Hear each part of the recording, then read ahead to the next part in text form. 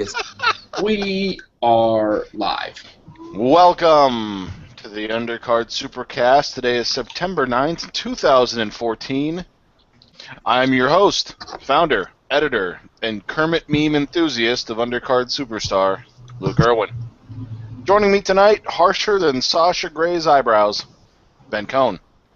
Hit him with the Muay Thai, Earl Montclair. Alongside him, known on Tinder as Chip Fairway, Josh Hall.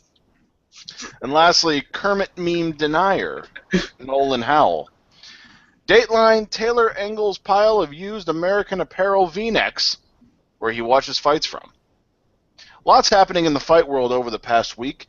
Bellator returned, the UFC trudged on with an actual good card, big-time boxing was on Showtime, and lots more. So in honor of Lucas Matisse's hands, who takes home your golden cinder block, and who is the jerk that is saddled with the disgusting, abhorrent, sophomoric golden poop? Ben. Well, because we're doing Golden Cinderblock, I'm actually, now it made my choice much easier, Tamden McRory, or Tamden Boats, or Tamden Booth, whichever one you really prefer. But the guy... Tommy McGarry. He still said it wrong every time. Don't worry, guys. It's okay, Oh, I'm saying it wrong, and you can't stop me. This guy is coming off a 5-year hiatus. He fought in the UFC, I believe, 6 or 7 times. Didn't have the greatest record, was going out on a split decision loss to John Howard. Takes 5 years off. He's currently 27, so he's still really young, considering. Comes in against Brennan Ward, who's coming off of a submission loss for the middleweight championship at Bellator against Shlemenko, and blasts him in 21 seconds. It was gorgeous. He hit him like 3 times just on the way down as he was already out. Brendan Ward is not a bad fighter. He's a good fighter, and he ran through him like it was nothing.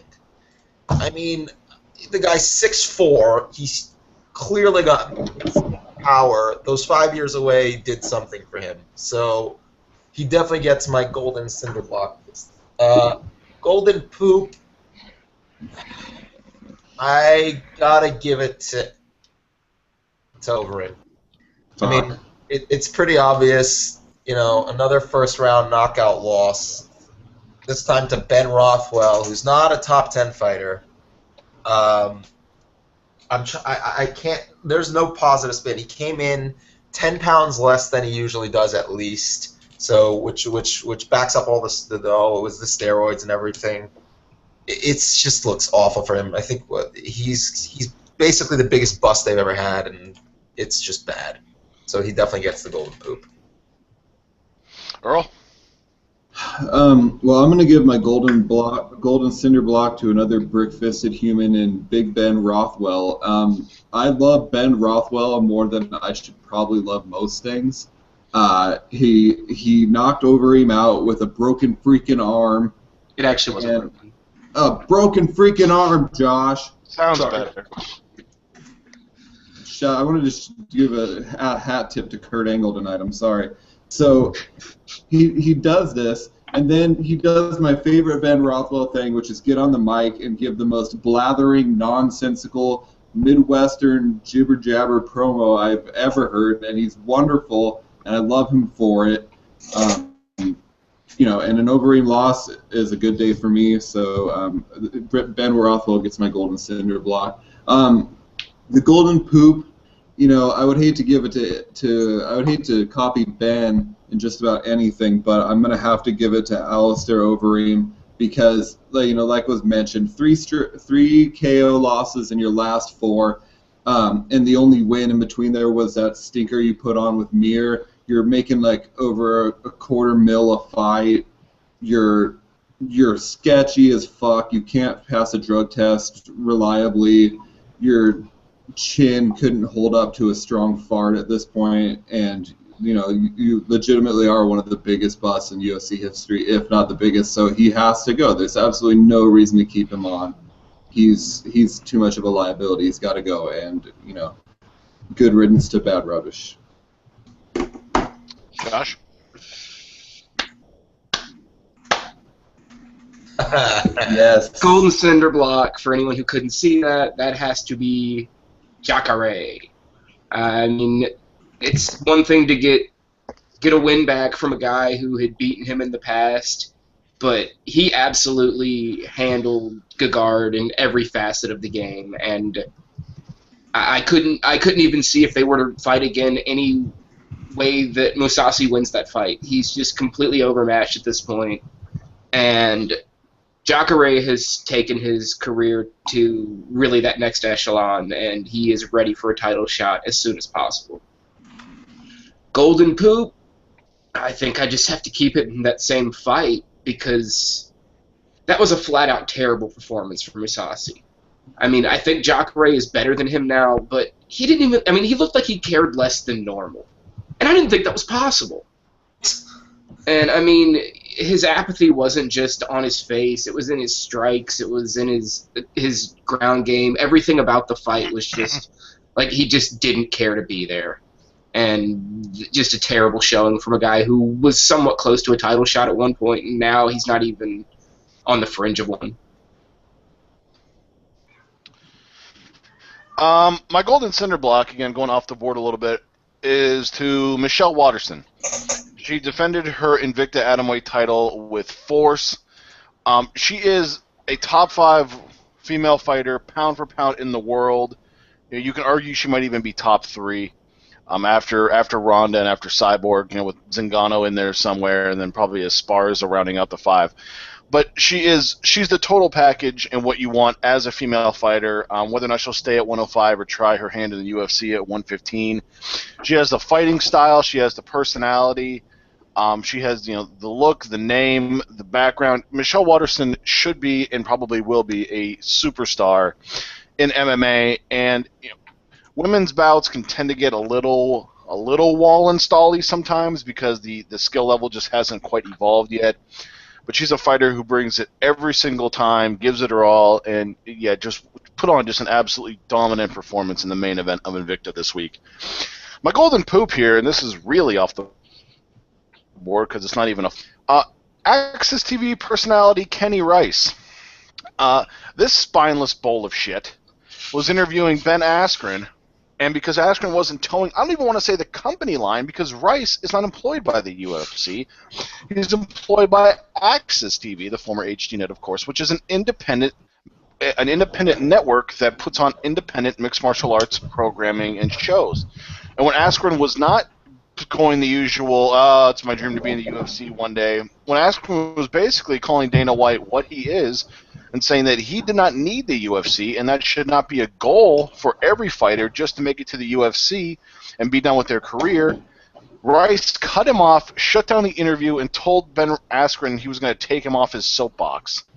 It was absolutely one of the most I was incredulous. Didn't he spend a couple of minutes talking about, just talking shit about Askren once they cut his feed, too? It wasn't even like it was a time thing. It was.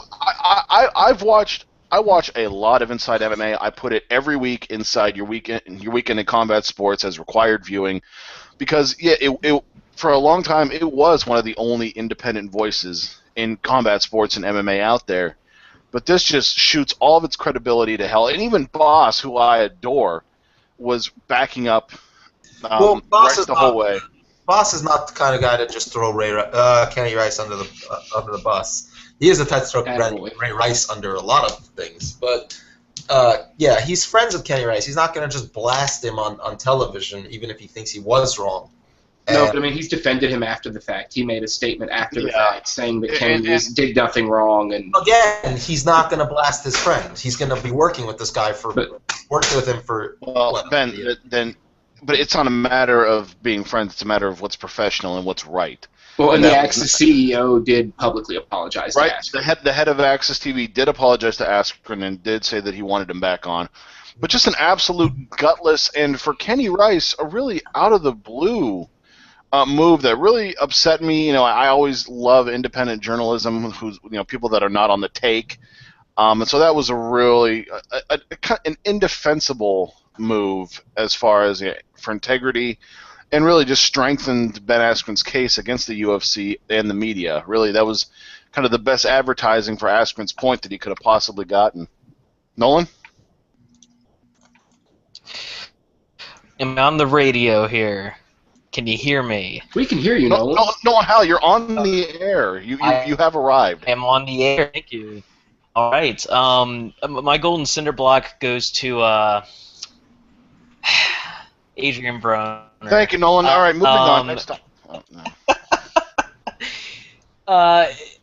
Adrian Broner is very much like me. I relate to him because we get by with doing the little. Adrian Broner is very much like you're me. both very talented black men. You both have your baby teeth. Both have children. We get by doing the littlest amount possible, and apparently terribly emulate people. Regardless, it's a win. So I'll give him that. Golden Poop. It has to be the referee for the Matisse Ortiz fight. Ortiz got up at the body shot at 10. I think he was doing a very strategic move that boxers do, where you get up at 9 3/4, and you get up. But at 10, the guy was up. He was clear. Just boxing refereeing can be pretty fun sometimes. So I think he did Ortiz a favor. Even as a Matisse fan, Ortiz wanted no Maz. I don't know, but maybe he had him right where he wanted him, much like the Pirates when they're losing 12-3. Dateline, Uncasville, Connecticut. In addition to fights, Bellator put on a show too, with a Neanderthalic showing between Stephan Bonnar and Tito Ortiz, setting up a fight between them on November 15th. Do you have any interest in this matchup whatsoever? Ben, and Ben, you also want to give a quick shout out. Is that right? Yeah, happy birthday, Crystal. I know that your plans got a little messed up today, so just, happy birthday. I hope you did have a lot of fun regardless of those plans getting screwed up. With the Stephan Bonnar and Tito Ortiz thing, I mean, I don't mind the fight so much. I mind the whole setup for the fight. Like, it's so stupid. I mean, we all sit and watch pro wrestling. Me, you, Luke, Nolan, Tom, and all. We like it. And the people are saying, "Oh, I love that they're bringing pro wrestling in. It's great." No, that was fucking awful. That was terrible. And Bonnar wasn't even bad on the mic. He was actually pretty good. But the whole concept of the masked Justin McCulley, who nobody remembered who he was because nobody knew what he looked like. I mean, everyone remembered the name, I guess, but nobody knew what he looked like. So it was like, who the fuck is this guy? And you got Tito Ortiz, who can't even. He makes zero sense when he talks at all.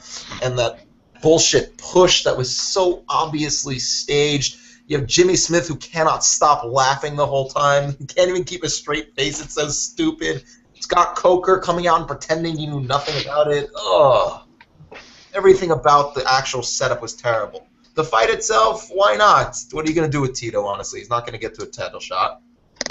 No, he's no Joey Beltran. Exactly. He is no Joey Beltran. Which is honestly not even a meme. It's not even to say that anymore. It's true. Joey Beltran is better than Tito Ortiz in 2014. Yeah. So we run through Joey Beltran so quickly. Oh my God, Belter's led him to the division. Or Joey Beltran would beat a man that tapped out Ryan Bader quickly. Either way, I'm okay with it, I think. It was a fix. I agree with Luke at this point, just because so you guys will stop. I don't know what you're talking about. Yeah. No clue what you're talking There's about. video evidence of you saying that it's a fix. Mm-hmm. Anyway, yeah, it's an awful setup. The fight itself is not so bad. It's Stephan Bonnar still has a name. Tito Ortiz still has a name. They'll get some views for it, and it could possibly be entertaining if Bonnar still has a gas tank. So I'm into the fight. I'm not so into that whole bullshit that was leading up to it. Earl? Yeah, that was some really fucking Bush League bullshit. Like, I mean, if Coker's coming out and saying that he didn't know anything about that, which, I've never seen this from a Scott Coker promotion before, and if he didn't know about it, maybe he should just say... I am Diaz. Yeah, well... you know, he's an angsty loose cannon. But when it comes to this, it's like if you didn't know, get Bonnar the hell out of there, get Tito the hell out of there. But really, I mean, I was impressed with a couple of things about it. One, that they found a mask big enough to fit Justin McCulley's melon head. Two, that Tito didn't get a chance to get on the mic and just pull out a stack of computer paper like Chris Jericho and list off the 1,004 things wrong with Jenna Jameson. I'm really impressed that he didn't do that. But really, the fight is a pile of shit. The promotion is a pile of shit. The promotion, not Bellator, excuse me, the promotion of the fight itself. And it's one of those things, another one of those times where I'm just like, almost, I get pushed further into my closeted MMA fandom. Josh? Okay, well, I'm going to take the exact complete opposite of Earl and Ben and say that I absolutely loved it. I thought it was just ridiculous enough to where they weren't taking themselves seriously. And it played to me as like a satire piece that Tito wasn't aware he was involved in, because it's Tito. And watching Tito get mocked was pretty funny. Bonnar's actually really good on the mic in that type of a setting, and it was something that on a fairly unremarkable evening of fights where there wasn't anything that was just too insanely crazy, people will remember that little segment. And they need to do anything they can to draw eyes, and competing with the UFC isn't going to do it. They clearly have a different plan, and the promo with before the King Mo fight, I think, showed the same thing too. If anybody didn't see that, they literally did an entire promo where it started dick riding, verb, and then they defined dick riding, and that was the promo for King Mo's fight. Isn't dick riding somewhat self-explanatory though? Like, you're riding dicks. Thank you, Ben. Yeah. And see, that's why we needed the explanation, because we can literal Ben. So there you go. But they're not taking themselves seriously. The fights are still serious, but they're not trying to promote themselves like they're the best MMA organization in the world. And I kind of enjoy the self-aware humor that I'm getting from them. I'm not to sound like a codger, but it was weak. It wasn't needed. I mean, they should be trying to push all the young guys they have. Now, unfortunately, they probably have no choice with Tito because he's under contract. So I'm sure they have to use him, but it's just not needed. And yeah, I agree with Earl. This is not really, Mayhem Diaz aside, this is not really Coker's brand. So it was very disheartening to see. Even more disheartening is the fact that this is getting the main event billing over Michael Chandler and Will Brooks for the lightweight title.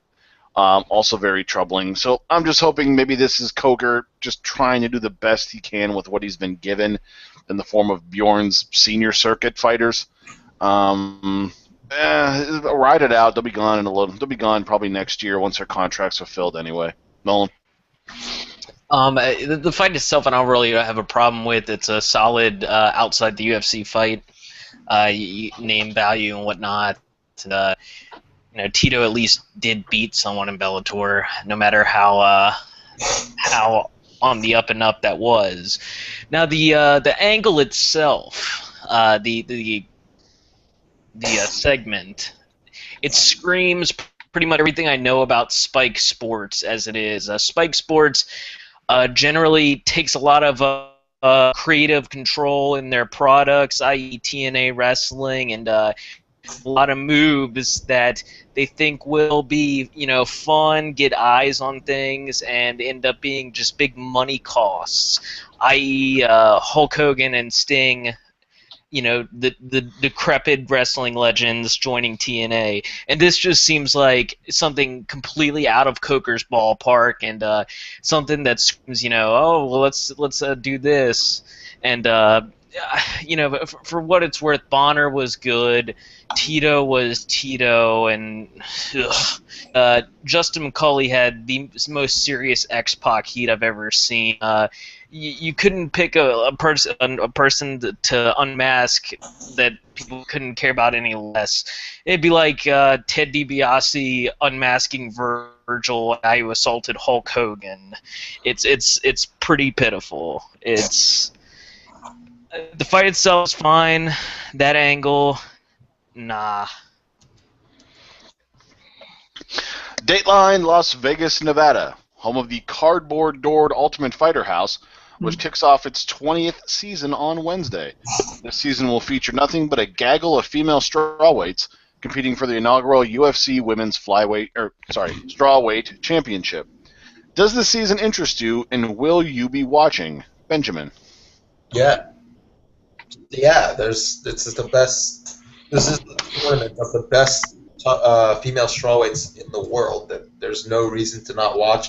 The skill levels will be much higher than a lot of the female fights we've seen at bantamweights in the UFC. I feel like, and I'm looking forward to seeing specifically certain fighters like Carla Esparza, John Calderwood, Jessica Penne. She's a fantastic grappler. Rose, who's, I don't know how to pronounce her last name, to be honest. Yunus. Okay, we'll try that. And Tisha Torres, who's a little firecracker of violence. I mean, it's going to be really fun to watch. Not looking forward to watching Nate Diaz on set, annoying Pettis, but that'll be annoying. But other than that, the fights themselves, yeah, I'm definitely going to be DVRing every single episode, and I'll watch the beginnings at first, and if they're terrible, I'll just skip to the fights. So I'm looking forward to it. It's going to be awesome. Earl? Yeah. Man, I really thought we were going to get the most concise Ben answer in the history of time right then when he started. He's like, yep. That's what I got. It ended up being like a minute of talking, not even. No. I'm going to say that I'm going to DVR it, and I will make sure I fast forward through the commercials and the Jizz Sushi and the Crying Police Herrig. And we have Jizz Sushi this season. Something has gone horribly wrong. I saw them at Lollapalooza. They were mediocre.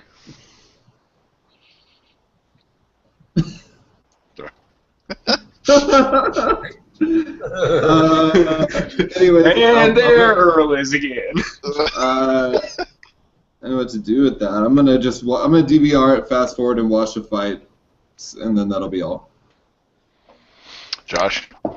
Yeah, I'm gonna watch it, and I'm actually gonna watch the whole episodes because you don't get a whole lot of chances to really get an insight into what's going on with a whole lot of the female fighters. They don't get the exposure of a lot of the male fighters in regards to, actually like detailed looks into their camp and whatnot. So I'll probably watch it for the information. I'm sure there'll be some stupidity because it's tough, but. Oh, you didn't see the whole Twitter bullshit already? Oh, no. I mean, I know there's going to be a lot of bullshit. It's tough. That goes without saying. But I'll make an exception and actually watch the bullshit because I actually do care about this season, and the fact that it's for a title makes it actually significant. First time for Tough since probably season 4. And then we got to see a little too much of Ronda Rousey on her season. No, that was just the right amount, so people You're laughing at my fighter's pain! People could really get a good look at her.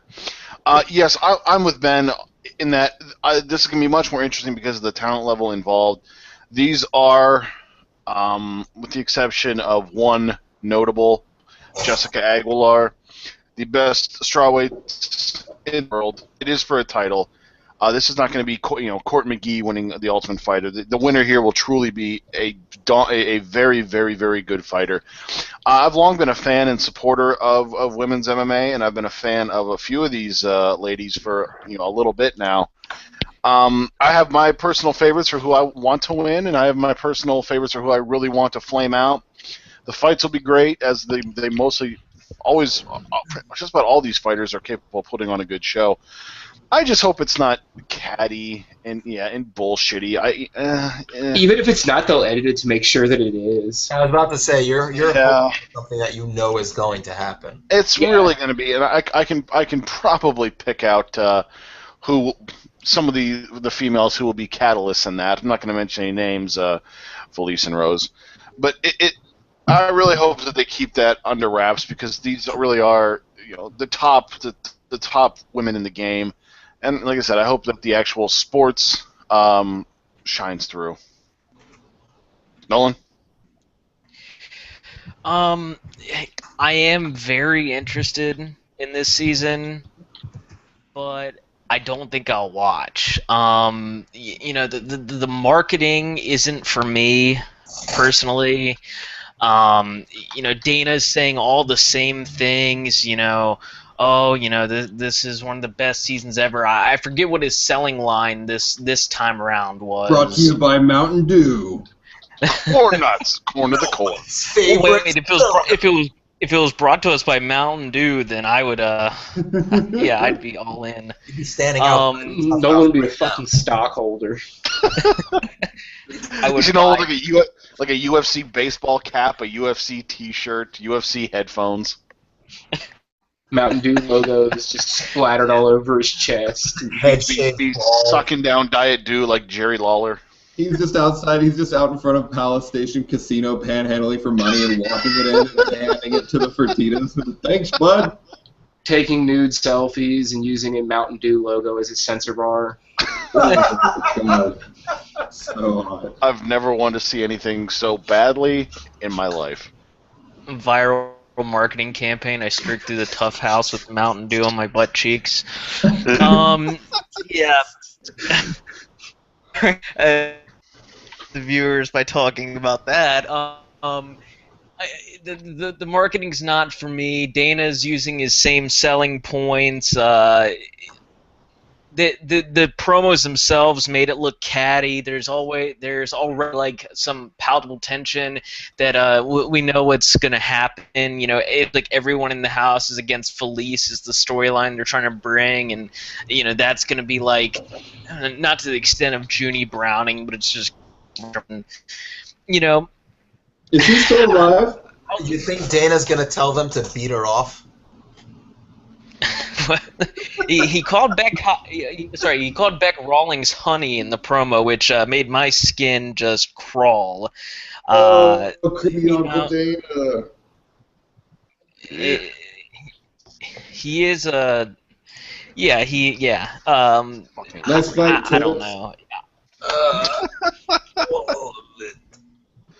Yeah, not a good look for your head of the company doing that. But yeah, I might give it a chance, but I might have my finger on the fast forward button throughout the season. We'll see how it goes.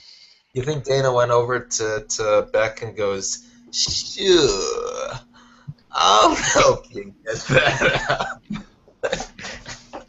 Creepy Uncle Dana. And lastly, we'll take a look at the two biggest main events from the weekend upcoming. Of course, it is Mayhem 2 2014 live on Fight Pass. So none of us will. Antonio Silva takes on Andrei Arlovsky in the main event of that card. So give me a prediction for both. Give me a winner and a method of victory for both cards. Both main events, rather. Ben? The first one I couldn't hear you because you actually cut out. So can you just give me the first main event you said? Yeah, I couldn't hear you either. Oh, Floyd Mayweather and Marcos Maidana in a rematch, Mayhem 2014. Oh, Floyd UD and Arlovsky's probably going to get KO'd. He can't stop a straight right. Second round KO, I would say. But for Silva. Earl? I think Mayweather's going to get a pretty clear decision here, and that Bigfoot's going to kick the absolute dog shit out of Arlovsky, and he may even that may even be a wrap for Arlovsky if he gets dump trucked here. Josh? Yeah, Arlovsky's going to have a very, very, very bad day, and everyone that fights Floyd has a very bad day. So I think it's probably going to be two very lopsided fights.